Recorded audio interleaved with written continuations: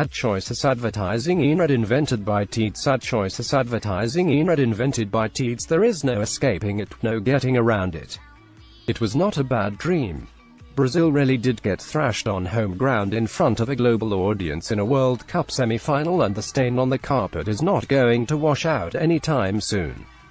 But in comparison with 1950, the previous time Brazil staged a World Cup, when they lost 2-1 to Uruguay in the final, the 2014 experience was probably less painful. Back in 1950, it was taken as a defeat for Brazilian society. In 2014, a debate was taking place elsewhere in the row over the amount of money being spent on stadiums, for example. What happened on the field against Germany was nothing more than a crushing defeat for Brazilian football. It is something that can be redeemed on the field by Brazilian football, and there are high hopes that Coach Tite and his men can do just that in Russia over the next few weeks. The Brazilian national team have their swagger back, but it took a couple of years to shake off the denial. The outstanding Brazilian coach, Tite, was the popular choice to take over after the 2014 World Cup, and so the decision to reappoint Dunga was especially bizarre. The World Cup winning captain in 1994, Dunga had taken charge of the national team between 2006 to 10. Other than that, his coaching career was limited to an unsuccessful few months in charge of a club side.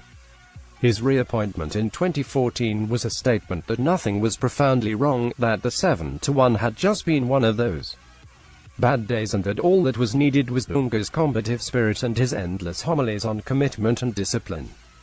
Plenty of bad days followed.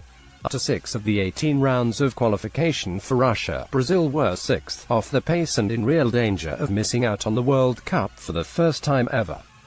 Brazil's good fortune was that an extra centenary version of the Copa America was held in the USA in mid-2016.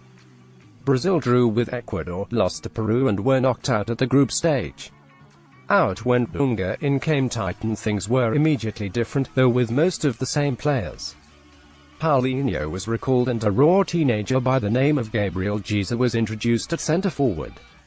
Other than that, there were few changes in personnel, but huge changes in style and even bigger changes in fortune.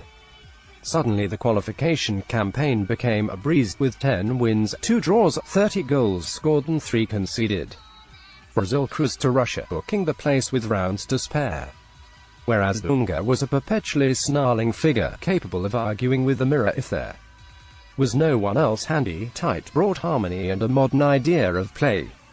A captivating communicator with a curious mind, the new coach has little time for the mental isolation of many of his colleagues. He has never worked in Europe, and worries that he might not be able to achieve excellence in a second language, but has carried out an in-depth study of top-class European football and has applied the concepts to his teams. With Corinthians of Sao Paulo, he won the Brazilian, South American, and Club World titles, beating Chelsea in the 2012 final. That team were compact and difficult to play through. After a further period of study, he then produced a 2015 Brazilian title-winning Corinthians side who were compact in attack, exchanging passes and patiently breaking down the opposition. These same ideas, taken to the national team, have given the individual stars a platform to shine. And with Jesus and Neymar combining, Philippe Coutinho at last finding his international feet, Paulinho ghosting into the area, and Marcelo playing the best football of his Brazil career, they shone in the qualification campaign. Can they now do it in Russia? Can they keep the heads under the pressure of the tournament? Tite's Brazil may not have the right answers to all these questions, but it should be fun finding out.